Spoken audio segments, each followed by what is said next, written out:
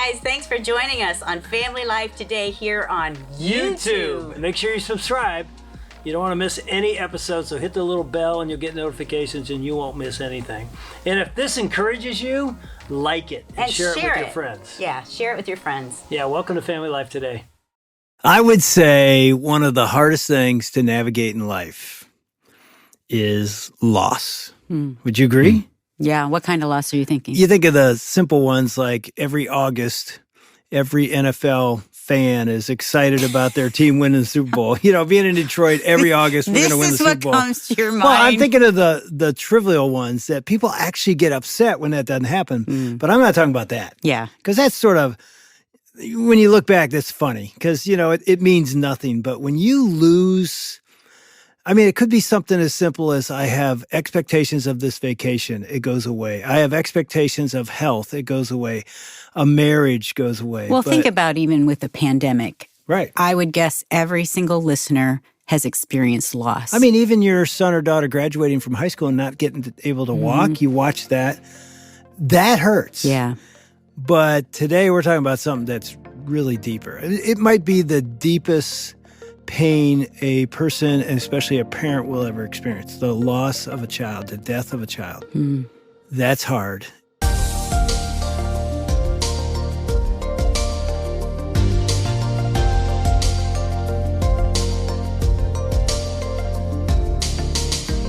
Welcome to Family Life Today, where we want to help you pursue the relationships that matter most.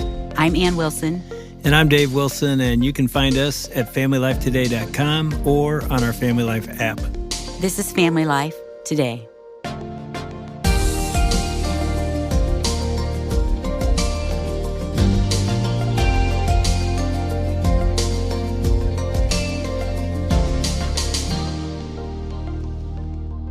I think how a person handles pain or loss determines how we live.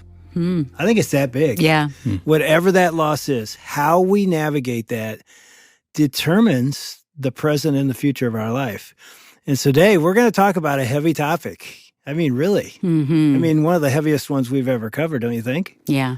Yeah. We've got Eric Schumacher in the studio today.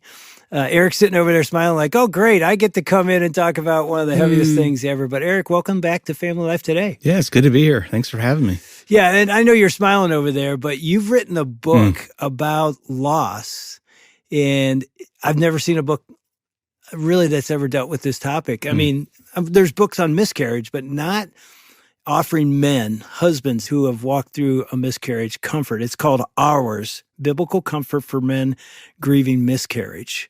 I know you're a pastor in Iowa. You've got a family. Obviously, by what I've already said, people know that you've walked through a miscarriage.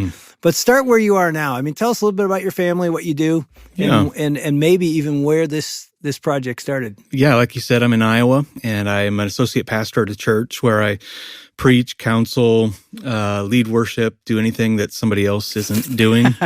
Did you just say you preach, you counsel, you lead worship? Yes. You're a pretty busy guy. I am a busy guy. And on top of that, he's written a couple books. Yeah. And host a several podcast. Yeah. Oh, there you go. You got anything else going on? I'm full-time in seminary. Are you serious? Yeah, Okay. pursuing a master's in counseling. And what's your podcast called? Worthy. Yeah, it's co-hosted with Elise Fitzpatrick.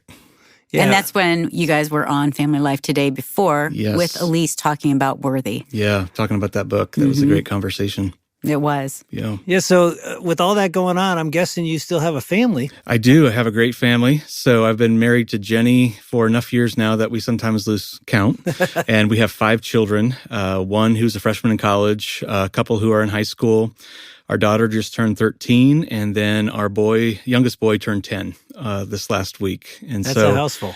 It's a house full. And my mother-in-law just moved in with us about 6 months ago. So she was widowed 5 years ago. We lost my father-in-law to leukemia. And so one of our priorities was finding a house that had an apartment attached that really she could sweet. live independently, but near us. And so it's been good having her there. Yeah, and so you've walked through what we were just talking about, loss. Tell us a little bit about some of the losses that you've experienced. Yeah. My wife and I, we experienced 4 miscarriages. I say we have 5 kids, but sometimes I say that we have 9, 5 living children and 4 that we lost to miscarriage. And that was a surprise to me. I think the first time I'd ever heard about miscarriage was maybe when I was in high school. And I heard about, I think it was an aunt's miscarriage. That was the first time I remember hearing about it. And then I didn't hear about it again until at least seminary, and where there were a lot of couples our age, that had been married a few years and were starting to have kids, and we were hearing about people's miscarriages. And I had a professor, Russell Moore, who spoke openly in our class about their miscarriages and how he responded to them and the grief he experienced. And that was the first time I ever heard a man speak about how he had gone through miscarriage. We had 3 children before we had a miscarriage. And so the fourth one, the first miscarriage came as a surprise because pregnancies had gone well before. But statistically, that would be normal. I think it's around 20% of pregnancies end in miscarriage. And so I just determined that as we had these, that I was going to talk about it. And it was sort of a bewildering time for me because I hadn't, apart from Dr. Moore, heard any men talk about how to deal with this as a man. I don't think I've ever heard a man talk about it. And it's very confusing for a lot of reasons. The idea of manhood, that men are strong and they're caregivers and they're protectors. And somehow in this, you didn't protect your child, is what it can feel like. And now you're providing for your wife as she's the one who had the miscarriage. And you might be a mess emotionally inside because every miscarriage has a father. And as a father, you're thinking about and anticipating the birth of this child, just as the mom is. You're thinking about names. You're thinking about playing football in the front yard. You're thinking about the nursery. You're looking forward to this. And now you've lost this child. I'm still stuck on, we had 4 miscarriages. Like, that's a family. It is. It's a whole family. It is. And I'm also just reeling, thinking of, you guys are raising 3 kids, which I'm assuming they were pretty young. They were. And now you're dealing with grief, surprise. And I think with a miscarriage or with a death, even of a stillborn or a young child, it's the dream that you had for them also died, how you're anticipating and what's going on. Yeah. So that was the first one. And I think you're both right. If you haven't experienced it or know someone that's gone through it, you just think, oh, they had a miscarriage. But when you start living it, like I'm guessing, take us back when your wife lost the first baby, and that's your loss too. You're thinking, I need to protect my wife, so how do I grieve in this? Yeah. Each of them was very unique and at different stages in the pregnancy. And so the first one was so early in the pregnancy that had she not taken a pregnancy test, we might have thought it was just a late period or something like that. We found out she was pregnant and then basically found out she was miscarrying. Yeah. And so it was very quick, and we didn't have as much time to build up all those dreams and that, but it was still hard. And it raises questions. Will we be able to get pregnant again? And what's this mean? And at the same time, my brother, who his wife had an ectopic pregnancy where the baby had implanted in the tube. And so that's deadly. And she had to go in, and have that pregnancy terminated to save her life. And that was the same day that we found out about ours. Same day. And so there was, to us, we hadn't announced a pregnancy. Do we say anything to anyone about it?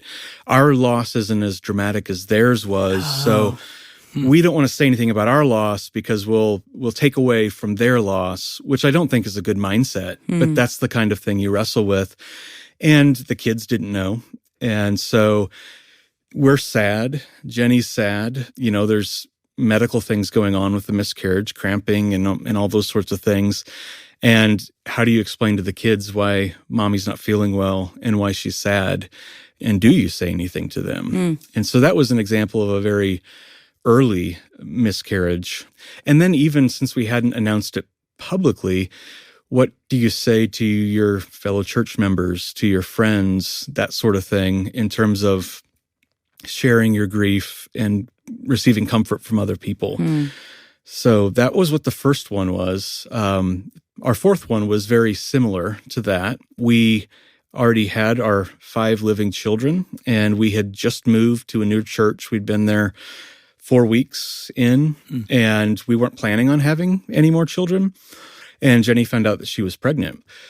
That was a different emotional journey because there was part of us that was like, oh no, we weren't planning on having kids. And we had stopped because the pregnancies had become increasingly difficult for her and damaging to her body. And so we were in this state of going, oh, we didn't want to have more children, but we know we should want this child. And then you feel this guilt over not wanting what you should want. Yeah. And then you come to a point where your children are a good gift from God, and we trust God in all of this. And it's funny how our minds, like, now you're like, okay, well, yes. Then you start getting excited. And then we were excited. You know, God's going to give grace in this, and this is a good thing. And we're already thinking about this next baby. And then we lost the baby, and not too far in. And so we hadn't announced it to the church. We were in a brand new church with brand new relationships, no close friends yet. What do you say? What do you do? And so that was another experience that was unique. But you had, I don't know which one it was, but it was a longer term pregnancy. We did. I mean, explain that one, because that, I mean, I don't know the difference in grief or trauma. Are they totally different? Because this one's a much longer term pregnancy. At least tell us how that went, and then describe. Is it different? It was different, and it brought different challenges. So one was further along, and I don't have the weeks at the top of my head, but it was far enough along that when the doctor confirmed that the baby had miscarried, then Jenny didn't want to have a D&C, and so which is a procedure to go in and remove the baby and the tissues and that sort of thing. She wanted to be able to deliver, and the child would end up only being about the size of the palm of your hand, but it was that was our choice, and we went in, and so she was induced and went into labor, and so we were there. Well, she was having contractions and all that pain that comes with a live birth, and going through that. And, I was in that room when the baby came out, and I talk about this in the book. I saw the baby lying there on the bed, in blood and fluids. And my instinct was, I want to go pick this baby up, and because my child shouldn't be laying there by itself. And I didn't. And I wish to this day that I had. You do? I do. But I didn't, because there was a sense of shame that crept up in me. What if the nurse comes in and she sees me holding this, little baby and in all this blood and such, and she'd probably think I was weird and stupid, and so I didn't. And my focus was on Jenny as well, because she was not feeling well. And so I called the nurse and told them, and they came in and they took the baby's body away, and then almost immediately whisked her off into surgery, because she required some further treatment, and it was the treatment we hoped to avoid. And so all of a sudden, I'm sitting in a room by myself, and I don't know what's going to happen with my wife. I don't really know what her condition is and how serious it is. I just know they took her in a hurry. And so there's a sense of loneliness that came in there. I'm so sad for you, because I feel sad for your wife too, Jenny, but so often you don't think about the dad. Yeah. You're sitting in there all alone, maybe even thinking, I should have picked him up. Yeah.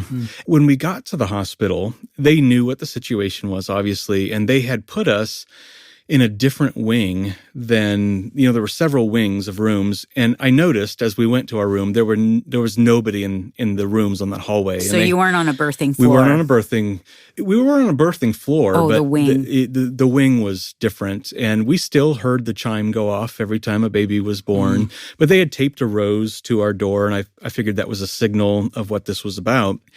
But even then, at this particular hospital, they had a room for fathers to come in and get meals. And so, they brought them to Jenny, but dads could go get them from a little mini cafeteria. And the meals were only available at certain slots during the day. And so without even thinking about it, I head down to get my meal, and the room is full of dads. And all the dads are in there talking about what they had. Celebrating, showing each other pictures of babies or what they're expecting.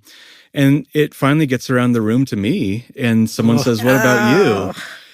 And the feelings that come up are, wow, I'm going to be such a disappointment to this room and to these men. Like, I wish I wasn't here. I'm going to be a downer. I'm going to be a downer, yeah. And I'm going to introduce death into their celebration of life. What did you do? I told them, I said, our baby died in the womb, and my wife's delivering it or had delivered it. And everyone expressed their sorrow, but the energy was sucked out of the room. It was, and then I made the point of, shame drives you to behave different. I made the decision that when I went for meals, I just waited till the last 10 minutes they were available, because I knew all the other dads would be gone. And similarly, they only give those wristbands to patients that have been admitted. And so Jenny had a wristband, and of course a live baby would have had a wristband, but the father doesn't have a wristband unless a live baby is born. And then they put one on him so he can be identified with the baby.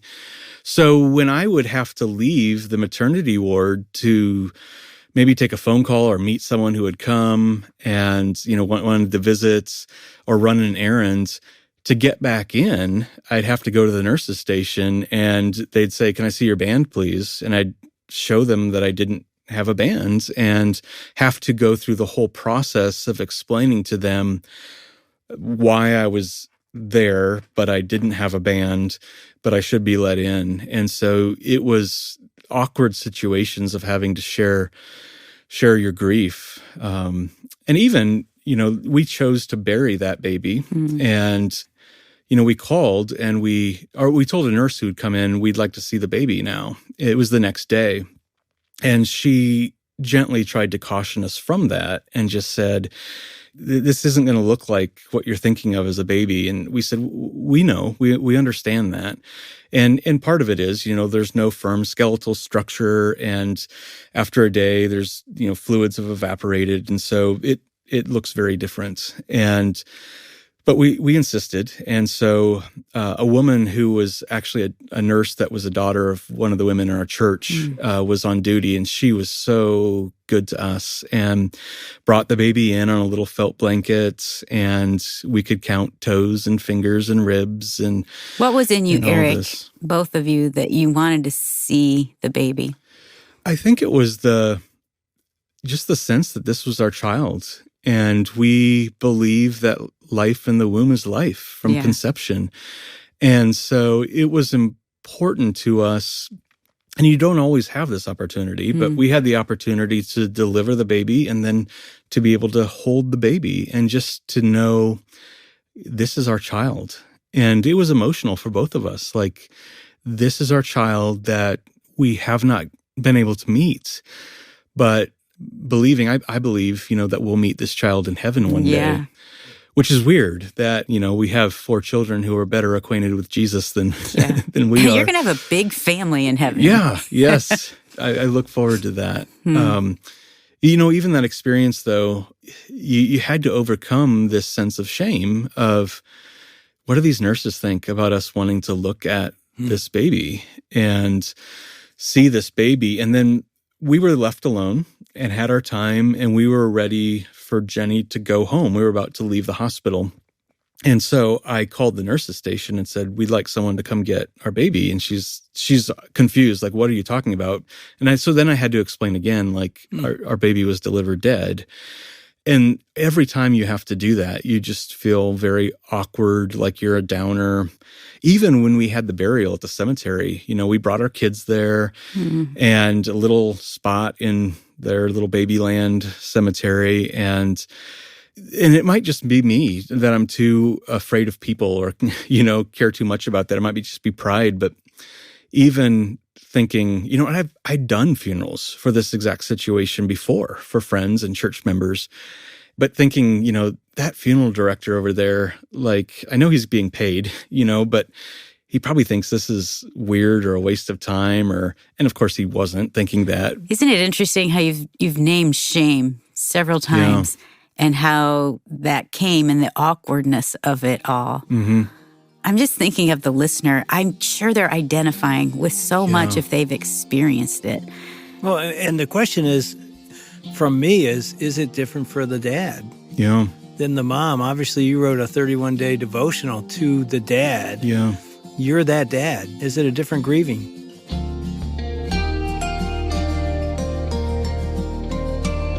That's David Ann Wilson with Eric Schumacher on Family Life Today. We'll hear his response in just a minute, but first, sure, you're probably still frying in the heat, but doesn't that get you excited for the fall? It does for me. There's that snap of crisp air at last, and after all the weird schedules and not seeing your people, the kids go back to school and small groups start up again, which is great because God made us for community. Now's a great time to check out Family Life's small group studies at FamilyLifeToday.com, where you can use the code 25OFF to save on all small group kits. That's promo code 25OFF at FamilyLifeToday.com. All right, now back to Dave and Ann's conversation with Eric Schumacher and the grief of miscarriage for a father.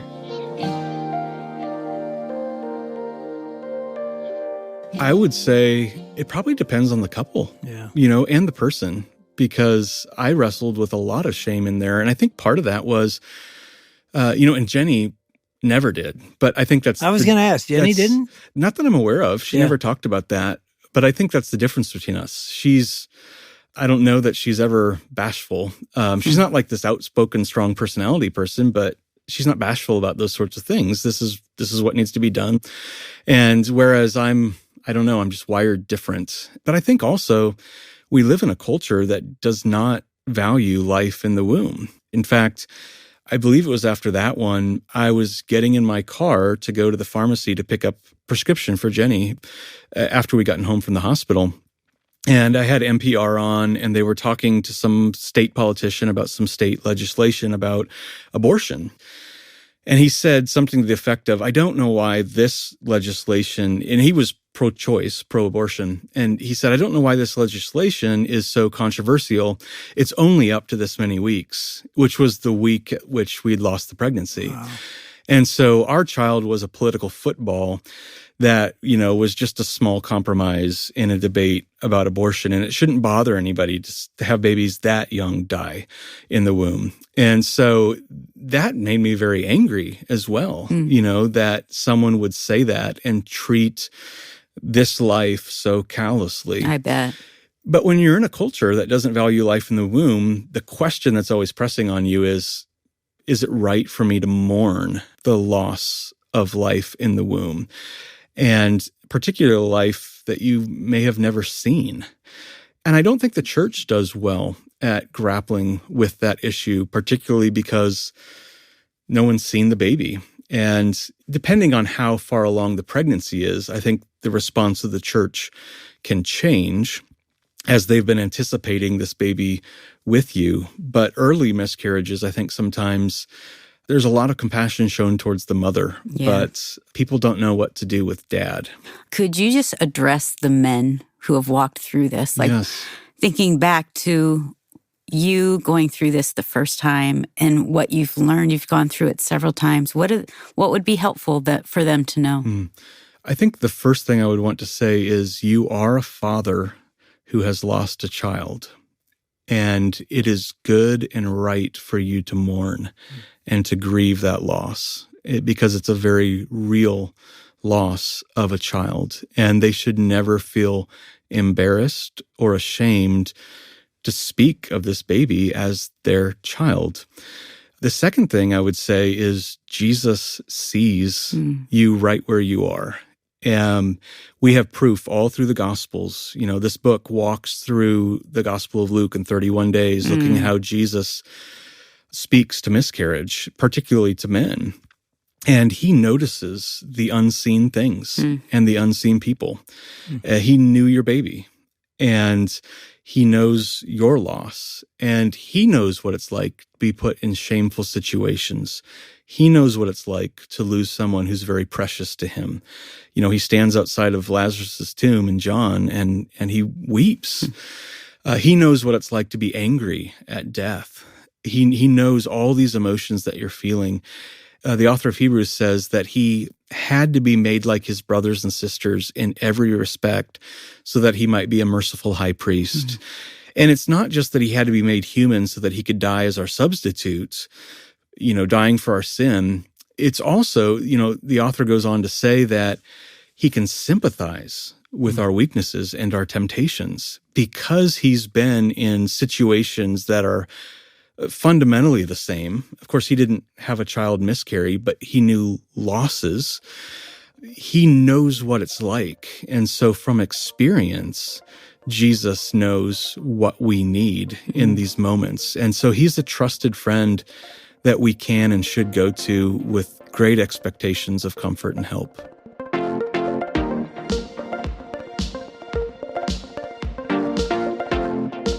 You've been listening to Dave and Ann Wilson with Eric Schumacher on Family Life Today. His book is called Ours, Biblical Comfort for Men Grieving Miscarriage. It's a 31-day devotional for men processing miscarriage. You can get a copy at FamilyLifeToday.com or by calling 800-358-6329. That's 1-800-F as in family, L as in life, and then the word today.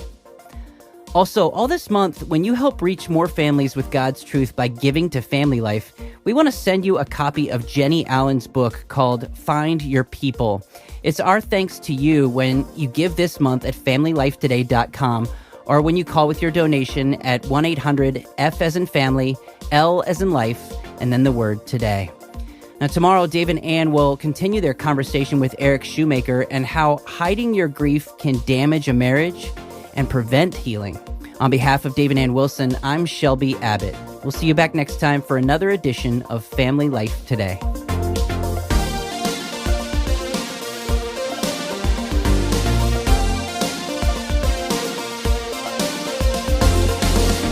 Family Life Today is a production of Family Life, a Crew ministry, helping you pursue the relationships that matter most.